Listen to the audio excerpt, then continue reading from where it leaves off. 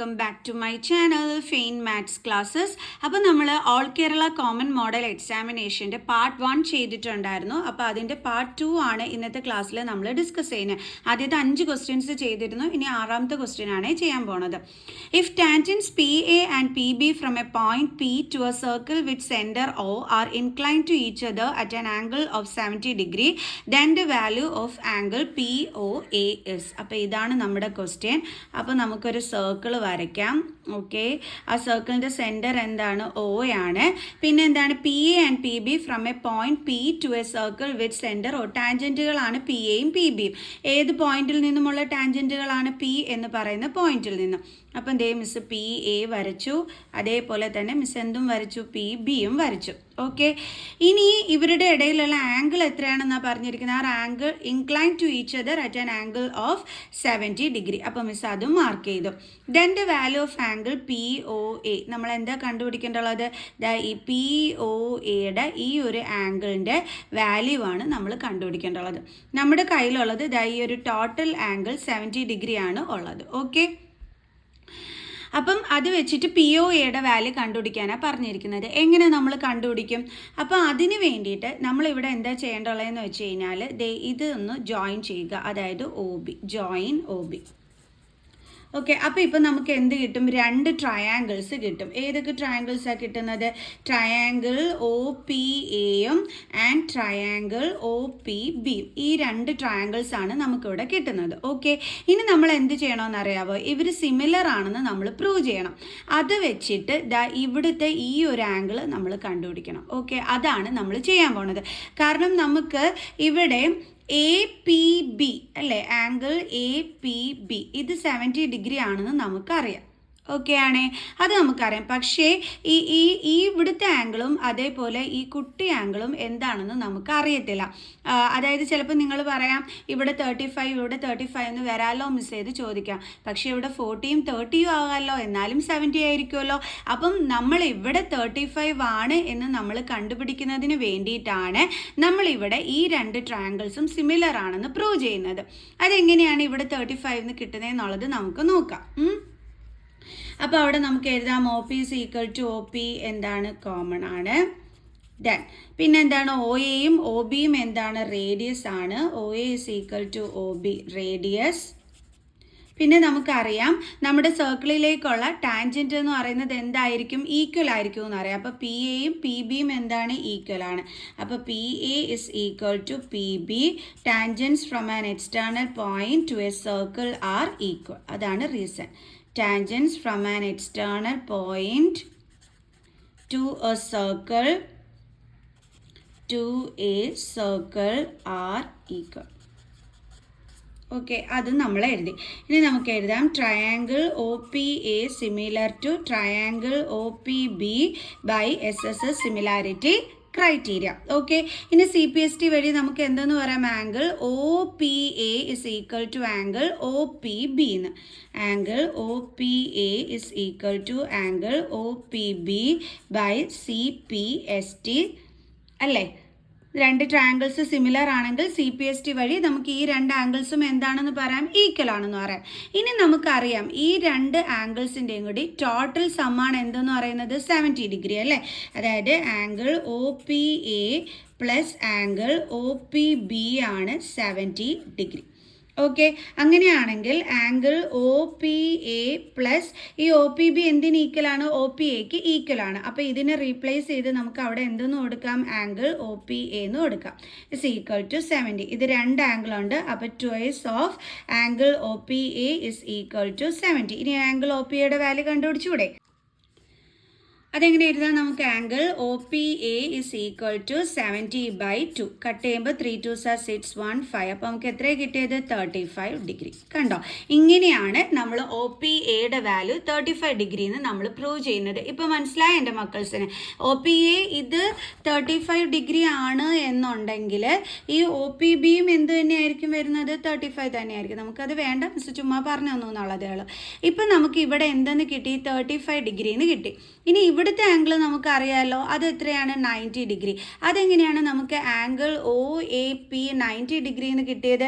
നമ്മളൊരു തിയറം പഠിച്ചിട്ടുണ്ട്, radius perpendicular to tangent at the point of contact അല്ലേ. Point of കോണ്ടാക്റ്റിൽ നമ്മുടെ റേഡിയസ് എന്തിന് പെർപെൻഡിക്കുലർ ആയിരിക്കും? ടാൻജൻറ്റിന്.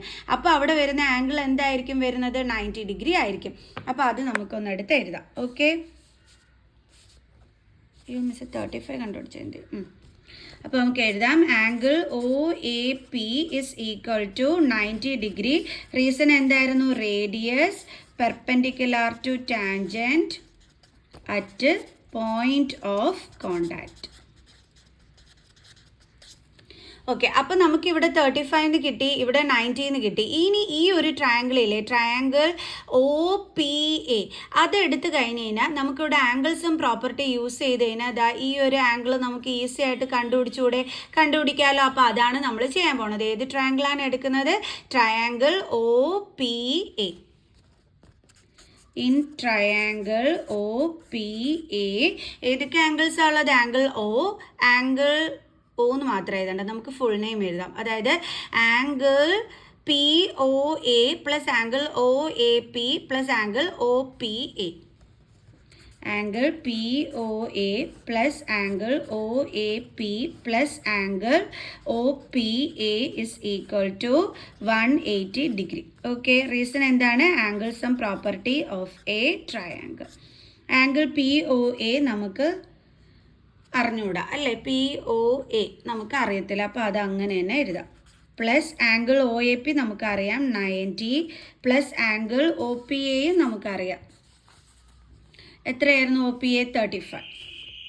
അപ്പോൾ പ്ലസ് 35 ഇസ് ഈക്വൽ ടു 180. ഇനി 90യുടെ കൂടെ നമ്മൾ എന്ത് ചെയ്യണം? 35 ആഡ് ചെയ്യണം. അപ്പോൾ നമുക്ക് എത്ര കിട്ടും?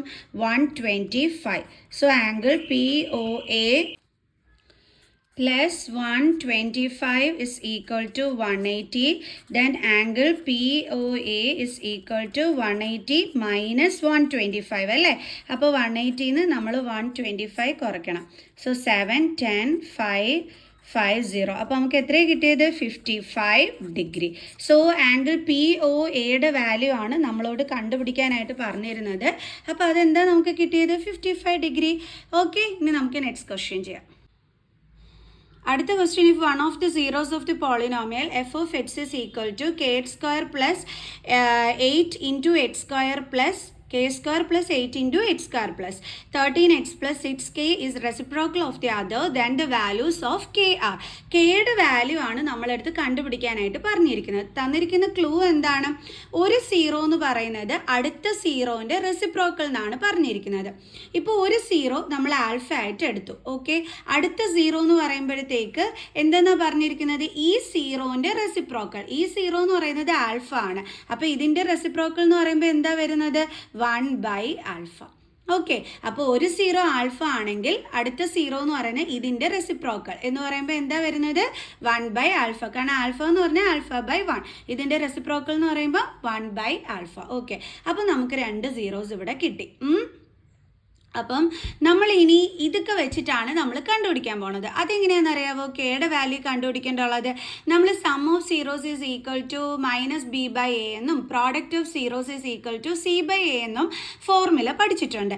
ഇതിൽ നമ്മൾ product of zeros is equal to c/a എടുത്തിട്ട് വേണം ചെയ്യാനായിട്ട്. c/a പ്രോഡക്റ്റ് ഓഫ് സീറോസ് എന്ന് പറയുമ്പോൾ നമ്മുടെ സീറോസ് ആരൊക്കെയാണ്? ആൽഫയും 1/α. അതിൻ്റെ പ്രോഡക്റ്റ് എന്ന് പറയുമ്പോൾ ആൽഫ ഇൻറ്റു 1/α. മനസ്സിലായോ? അപ്പോൾ ഇതാണ് നമ്മുടെ സീറോസ് ഓഫ് ദി പോളിനോമിയൽ എന്ന് പറയുന്നത്. Are the zeros of the polynomial. Okay, polynomial. അപ്പം നമ്മൾ അവരുടെ പ്രോഡക്റ്റ് ഓഫ് സീറോസ് എടുക്കുമ്പോൾ ഫോർമുല c/a. സീറോസിൻ്റെ പ്രോഡക്റ്റ് എന്ന് പറയുമ്പോൾ ഇവരാണ് സീറോസ്. അപ്പോൾ അതിൻ്റെ പ്രോഡക്റ്റ് എന്ന് പറയുമ്പോൾ ആൽഫ ഇൻറ്റു 1/α. c/a, c എന്ന് പറഞ്ഞാൽ നമ്മുടെ കോൺസ്റ്റൻറ്റ് ടേം, അതെന്താണ്? 6k ബൈ എ എന്ന് പറയുന്നത് എന്താണ്? എക്സ് സ്ക്വയറിൻ്റെ കോഫിഷ്യൻറ്റ്, അതായത് K square plus 8. K square plus 8. Okay, ഈ ആൽഫയും കട്ടായി പോകും. ബാലൻസ് അവിടെ എന്താ ഉള്ളത്? 1 മാത്രം. അപ്പോൾ 1 is equal to 6k by K square plus 8. Okay, ഇനി നമുക്ക് എന്ത് ചെയ്യാൻ പറ്റും? ഇതും കൂടി തമ്മിൽ ക്രോസ് മൾട്ടിപ്ലിക്കേഷൻ. അപ്പോൾ 1 × k² + 8 എന്ന് വെച്ചാൽ k² + 8 = 6k. ഇനി ഇതിനെ ഇപ്പുറത്തോട്ട് കൊണ്ടുവരണം. അപ്പോൾ k² + 6k ഇപ്പുറം വരുമ്പോൾ എന്താകും? -6k + 8 = ഇനി ഇവിടെ വല്ലതും ഉണ്ടോ? ഇല്ല. അപ്പോൾ നമുക്ക് അവിടെ എന്ത് കൊടുക്കാം? 0. ഇപ്പം നമുക്കൊരു ക്വാഡ്രാറ്റിക് ഇക്വേഷൻ ആണ് കിട്ടിയത്. ഇനി splitting the middle term method വഴി നമുക്ക് കെയുടെ വാല്യൂ കണ്ടെത്താൻ പറ്റും. അതെങ്ങനെയാണ്? നമ്മുടെ ലാസ്റ്റ് ടേമായ 8ഉം ഇൻറ്റു ഫസ്റ്റ് ടേമിൻ്റെ കോഫിഷ്യൻറ്റ്. ഇവിടെ ഒന്നുമില്ലെങ്കിൽ എന്തുണ്ട്? 1. 8 × 1 എന്താണ്? 8.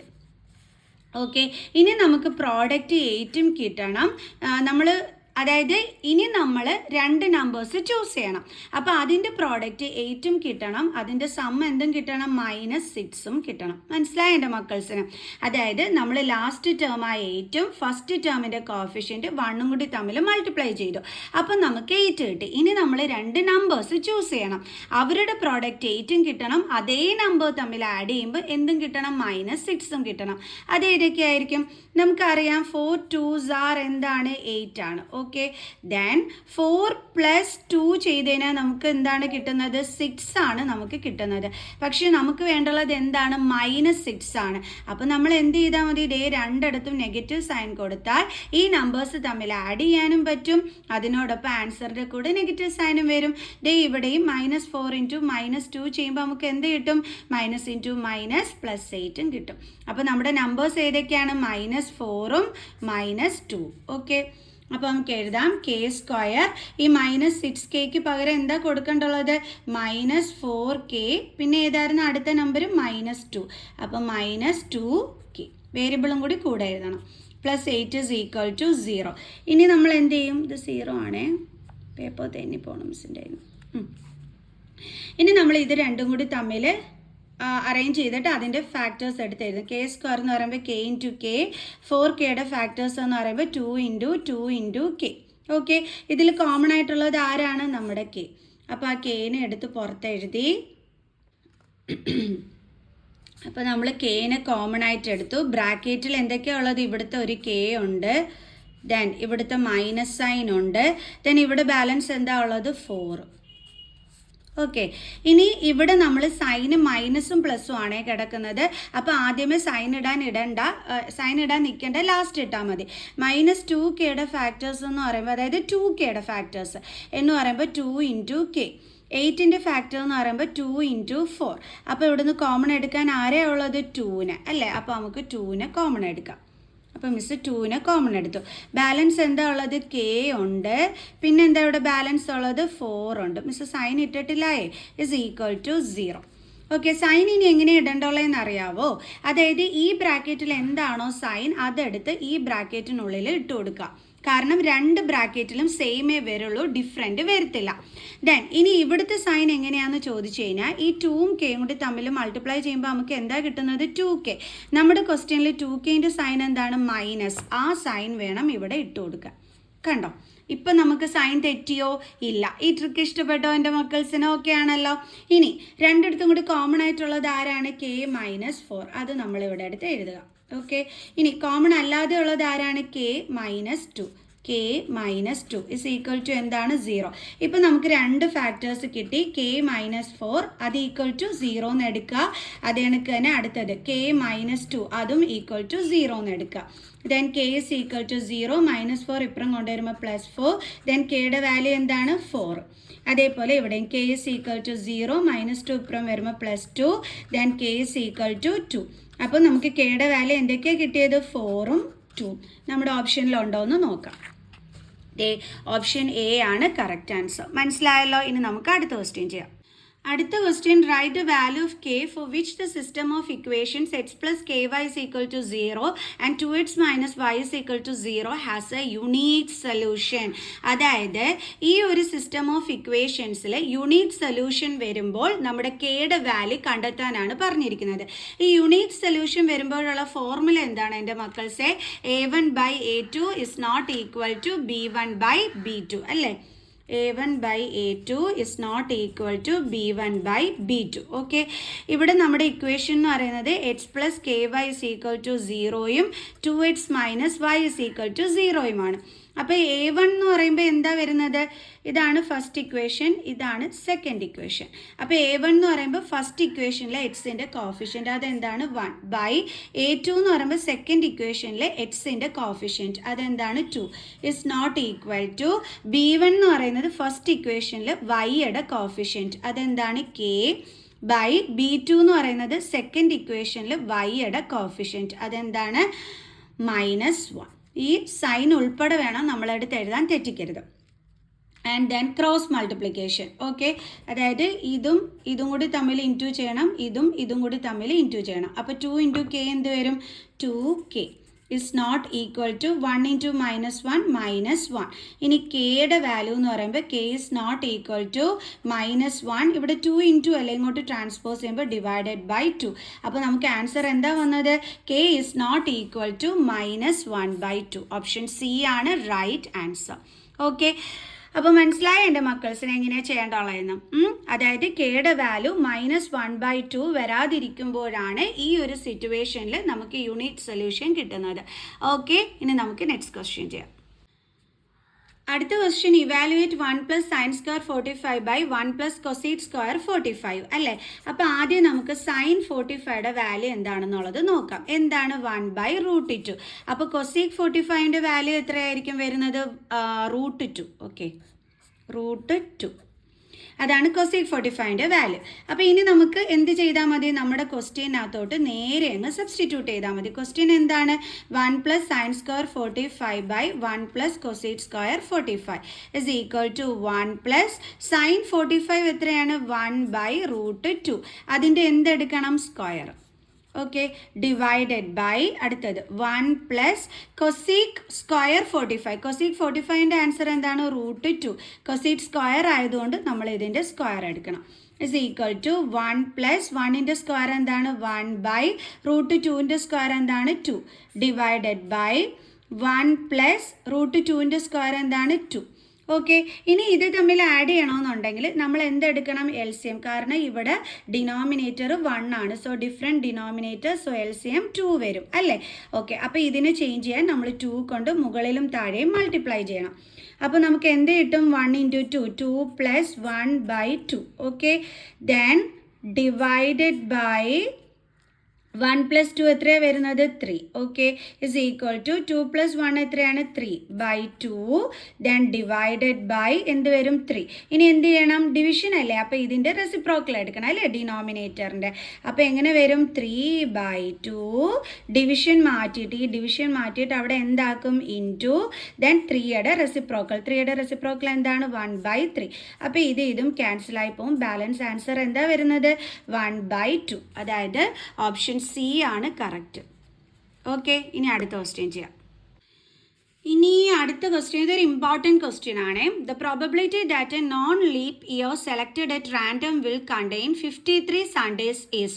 അതായത് നമ്മൾ സെലക്ട് ചെയ്യുന്നത് ഒരു നോൺ ലീപ്പ് ഇയർ ആണ് എന്നുണ്ടെങ്കിൽ അതിൽ 53 സൺഡേസ് വരാനുള്ള ചാൻസ് ആണ് കണ്ടുപിടിക്കാനായിട്ട് പറഞ്ഞിരിക്കുന്നത്. ഓക്കെ, അതായത് നമ്മളിങ്ങനെ എന്താണ് ഓരോന്ന് സെലക്ട് ചെയ്യുമ്പോഴത്തേക്ക് ഓരോ ഇയേഴ്സ് സെലക്ട് ചെയ്യുമ്പോൾ അതിലൊരു നോൺ ലീപ്പ് ഇയർ ആണ് വരുന്നതെങ്കിൽ ആ നോൺ ലീപ്പ് ഇയറിൽ 53 സൺഡേസ് വരാനുള്ള പ്രോബബിലിറ്റി കിട്ടാനുള്ള ചാൻസ് അതാണ് നമ്മളോട് കണ്ടുപിടിക്കാൻ പറഞ്ഞിരിക്കുന്നത്. എങ്ങനെ കണ്ടുപിടിക്കും?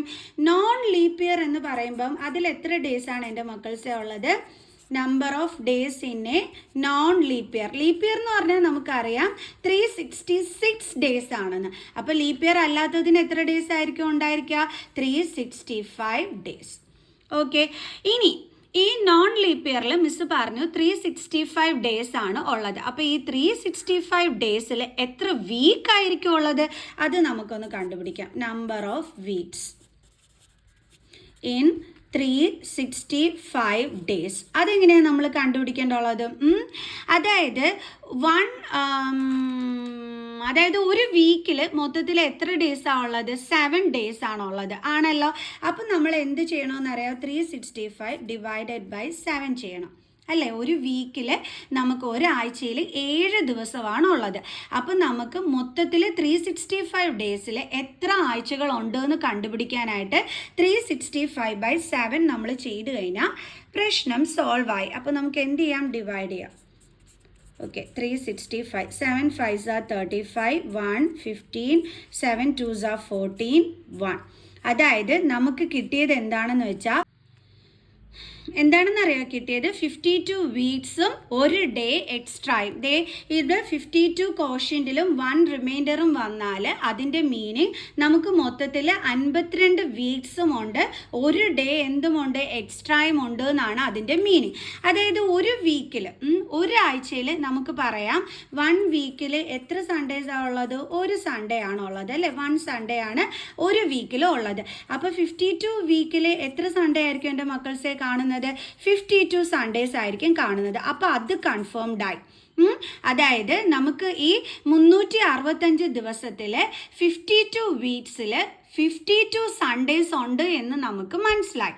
ഓക്കെ, പക്ഷേ ഈ ഒരു ഡേ എക്സ്ട്രാ വന്നിരിക്കുന്നില്ലേ, അതിനകത്ത് ചിലപ്പം സൺഡേ വരാം, മൺഡേ വരാം, ട്യൂസ്ഡേ വരാം, എന്ത് വേണേലും വരാം അല്ലേ? അതായത് സൺഡേ വരാം, മൺഡേ വരാം, ട്യൂസ്ഡേ വരാം, വെനസ്ഡേ വരാം, അതേപോലെ തേഴ്സ്ഡേ വരാം, അതേപോലെ ഫ്രൈഡേ വരാം, അതേപോലെ സാറ്റർഡേ വരാം. അപ്പം ഏത് ഡേ വേണമെന്നുണ്ടെങ്കിലും ഈ ഒരു ഡേ എക്സ്ട്രാ ഉള്ളതിൽ വരാനായിട്ട് ചാൻസ് ഉണ്ട്. അപ്പം നമ്മളിവിടെ 53 സൺഡേസ് വരാനുള്ള പ്രോബബിലിറ്റി കണ്ടുപിടിക്കാൻ പറഞ്ഞു കഴിഞ്ഞാൽ എൻ്റെ മക്കൾസ് ഈ എക്സ്ട്രാ വരുന്ന 1 ഡേ നോക്കിയിട്ട് വേണം ചെയ്യാനായിട്ട്. ക്ലിയർ? ഓക്കെ ആണോ എൻ്റെ മക്കൾസിന്? Very important question. അപ്പം ഇത്രയേ ഉള്ളൂ. ഫസ്റ്റ് ഓഫ് ഓൾ നമ്മൾ ചെയ്തത് ഒരു നോൺ ലീപ്പ് ഇയറിൽ ഡേയ്സ് എത്രയാണെന്ന് എടുത്ത് എഴുതി. അതിനുശേഷം ആ നോൺ ലീപ്പ് ഇയറിലുള്ള ഡേയ്സ് 365 ആണെങ്കിൽ അതിൽ എത്ര ആഴ്ചകളുണ്ടെന്ന് കണ്ടുപിടിച്ചു. അപ്പോൾ നമുക്ക് 52 വീക്സും ഒരു ഡേ എക്സ്ട്രാ ആണെന്നുള്ളതും കണ്ടുപിടിച്ചു. അപ്പോൾ നമ്മൾ നോക്കിയപ്പോൾ 52 വീക്സിൽ എന്തായാലും കൺഫേംഡ് ആയിട്ട് 52 സൺഡേസ് ഉണ്ട്. പക്ഷേ ഈ ഒരു ഡേ എക്സ്ട്രാ വന്നതിൽ സൺഡേ ആണോ, മൺഡേ ആണോ, ട്യൂസ്ഡേ ആണോ, വെനസ്ഡേ ആണോ, തേഴ്സ്ഡേ ആണോ, ഫ്രൈഡേ ആണോ, സാറ്റർഡേ ആണോ എന്നുള്ളത് നമുക്ക് പ്രെഡിക്റ്റ് ചെയ്യാൻ പറ്റില്ല. ഏത് വേണമെങ്കിലും വരാം.